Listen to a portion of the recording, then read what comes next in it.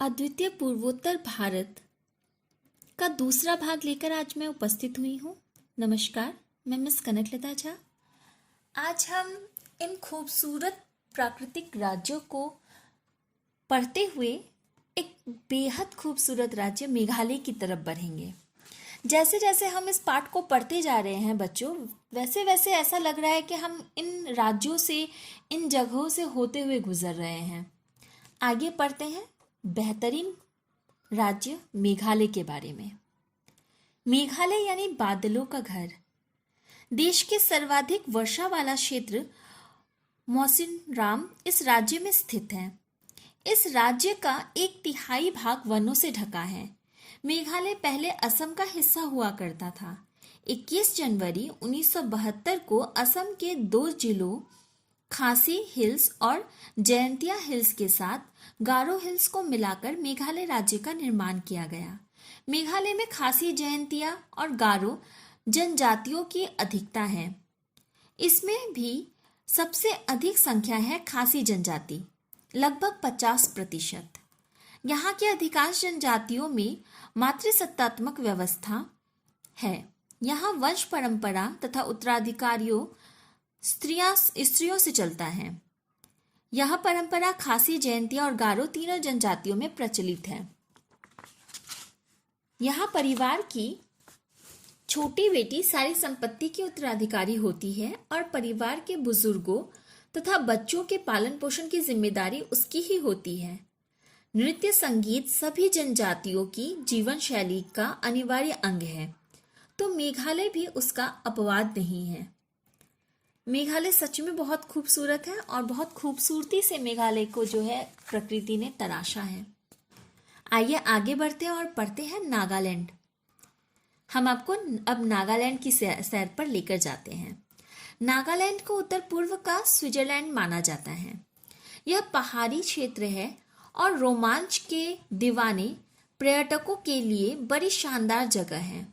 नागा नाम मैदानी लोगों द्वारा दिया गया है। संस्कृत में पहाड़ को नग भी कहते हैं, इसलिए यहाँ रहने वाले नागा नाम से जाने जाने लगे।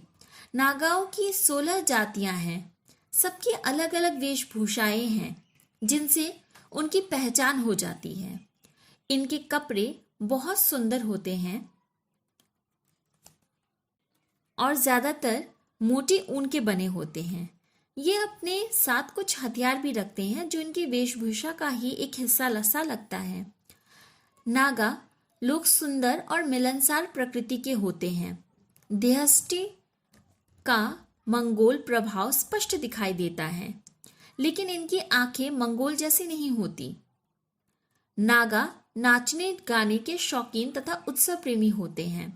नागालैंड अपने कोहिमा वार के लिए भी प्रसिद्ध है। द्वितीय विश्व युद्ध के दौरान सन 1914 में जापानी फौजों को यहीं रोका गया था। इस युद्ध में जापानियों को मिली करारी हार के कारण इसे पूर्व का स्टालिनग्राड भी कहा जाता है। यहाँ की मुख्य भाषा अंग्रेजी है। राज्य में साक्षरता का स्तर 60% से ऊपर है। आइए हम अगला भाग पढ़ते हैं, मिजोरम। मिजोरम शब्द का अर्थ है पहाड़ी लोगों का देश। मी लोग, जो पहाड़ी, रम देश, मिजोरम। मिजो लोग मूलतः कौन है, कहाँ से आए, इसका कोई ठीक ठाक पता नहीं चलता। ऐसा माना जाता है कि ये लोग बर्मा के चीन पहाड़ों से भारत में आए, लेकिन उत्तर पूर्व की तमाम जनजातियों की तरह इनका इतिहास भी अंधेरे के चादर में ढका हुआ है। इस क्षेत्र में लुसाई पहाड़ियां हैं जो बहुत ऊंची नहीं है, लेकिन सदा हरी भरी रहती हैं। मिजोरम देश का अकेला राज्य है जहाँ कोई बेघर नहीं है। ये बहुत बड़ी बात है बच्चों कि मिजोरम सच में देश का अकेला ऐसा राज्य है जहाँ कोई बेघर नहीं है। यहाँ साक्षरता की दर केरल के बाद सबसे ऊंची है। शहरीकरण में मिजोरम देश के दूसरे स्थान पर है। इस छोटे से राज्य में 22 शहर या कस्बे हैं। यहाँ की सबसे बड़ी नदी छिमतुई पुई है, जो बर्मा के चीन राज्य से निकलती है और मिजोरम के क्षेत्र में होते हुए फिर बर्मा म्यांमार में प्रवेश कर जाती है और वहां से बंगाल की खाड़ी में जा गिरती है। इस नदी का व्यापारिक रूप से बहुत महत्व है। म्यांमार के साथ व्यापार में इसे जलमार्ग की तरह इस्तेमाल किया जाता है। मिजो जीवन शैली सामाजिक जीवन का एक आदर्श उदाहरण प्रस्तुत करती है। दया, करुणा, निस्वार्थ सेवा, उदारता तथा सबके प्रति समभाव रखना इन लोगों का विशेष धर्म है। मिजो समाज परस्पर बड़ी सघनता के साथ जुड़ा है। यहाँ लैंगिक भेदभाव नहीं है। पूरे गांव के लोग एक बड़े परिवार की तरह रहते हैं। जन्म, मृत्यु, विवाह आदि के में पूरा गांव शामिल होता है। गीत, संगीत और नृत्य में भी इनकी गहरी रुचि है। अगर वाद्य यंत्र ना भी हो तो वे तालियों की आवाज पर भी गा लेते हैं।